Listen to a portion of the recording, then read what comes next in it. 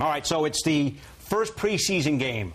What's your focus? Focus. Let's see. First and foremost, I think what we want to see the Amari of, I don't want to say old, but we want to see vintage Amari Stoudemire. No fire extinguishers, no back issues, nothing else. He's looking fit in training camp, looking very good. Let's see if we get that explosion. What we didn't see last season, above the rim play. We want to see how he works with Carmelo Anthony in the offense, and that mid-range jumper that he had going so well 2 seasons ago. Can he get the touch back? Can he be that all-star level player? It starts with this game, I think, him working himself back to being that player in full health now, full condition, and a guy that once again can get back to that all-star level he was not at last season. 66 regular season games last year. Stoudemire played in only 47 of those. All right, so that's one thing to watch tomorrow night. How about the point guard situation? Well, Carmelo Anthony said it's Raymond Felton's ball. That's what he said early in training camp. He made it clear. He will not be running the offense. The offense running through Carmelo last season. Raymond Felton, traditional point guard, a guy who's experienced running an offense, can get into the paint, drive and score, drive and dish, as we see here. All the things we remember Ray Felton from 2 seasons ago, that's what they're going to get, and he's in shape. Comes into camp in shape, ready to go after last season. Not happy about the condition he was in Portland. Admits he showed up out of shape this year, in shape. And with him with the ball, it'll be very interesting to see now how Amari and Carmelo play together in the offense. Not going to see the whole playbook, Bill, but we're going to see enough to see how these guys get together and how they can get this offense going. Felton, the Knick, of course, the year before last, 54-game stretch, the best basketball he's played during his career. Point 3 to watch. We talked about it in the last segment, Knicks on defense. Get after it. And again, you're playing a Wizards team that they don't have John Wall. They probably won't have Nene as well. Those two are injured. So this is not going to be a big challenge. Now, it's preseason, so we're not expecting anything. Usually the first quarter is what you're looking at. So what you want to see is this Knicks team. They talked about being a great defensive team this season. Well, let's see it. Get after it in that first quarter. Really clamp it down, and let's see what kind of team this can be defensively. All right, another theme this preseason for the Knicks, the age of the roster.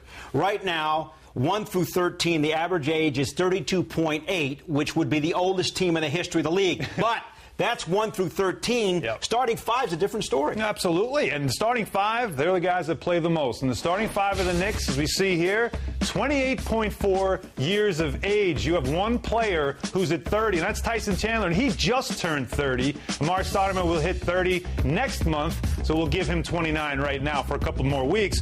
But look how this compares. Is it the oldest starting 5? Not even close in the NBA. There's no Kurt Thomas there, no Marcus Camby, no Jason Kidd, no Rasheed Wallace. Who plays the minutes in the NBA? The starters play the minutes. That's a key point. 40 minutes a night, 38 minutes a night go to your starters. Now look how it compares. The Miami Heat, the Knicks are younger starting 5 than the Miami Heat. Let's even talk about the Lakers. They have 4 guys over the age of 30. They have the oldest starting 5 in the NBA. Those are the guys that have to log the heavy minutes. The Knicks are also younger than the Boston Celtics starting 5. So the starting 5, your main guys, those are the ones. You look at that prime number. They're in their prime years of 28.4. Not too bad. Let me throw this one in.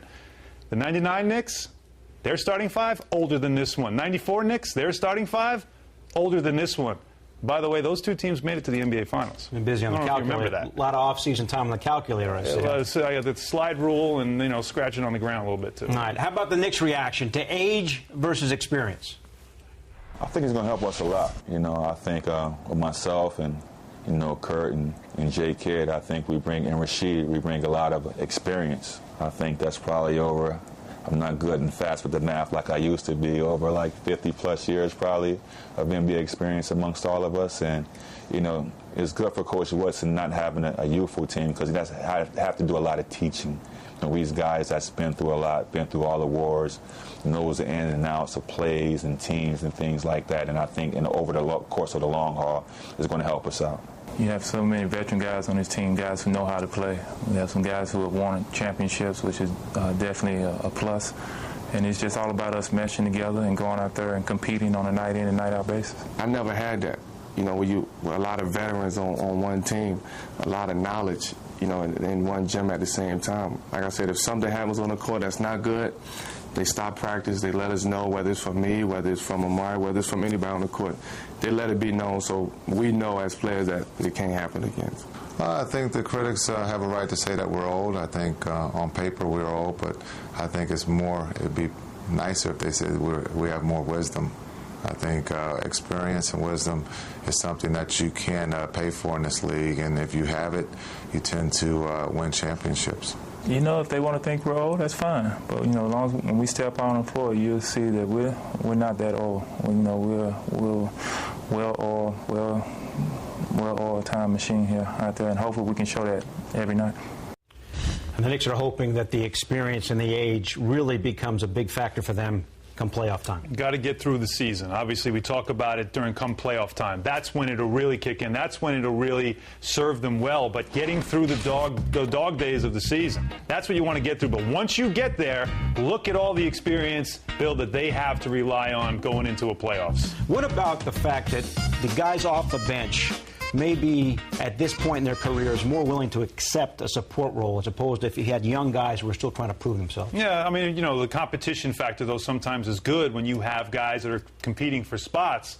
But this is a different situation. This is a situation where you have older players who have been there. You have 3 guys who have won championships, and they want more. And you have players who want to stay around but don't necessarily need to be the man. What they want to do is they want to help win another championship, be part of it, and that's something I think that could work to your benefit. Again, you got to get through the regular season first. That's the most important thing. You got to have the health to get through it, and you have to have enough gas in the tank when you do get to April and it's time to play the big games.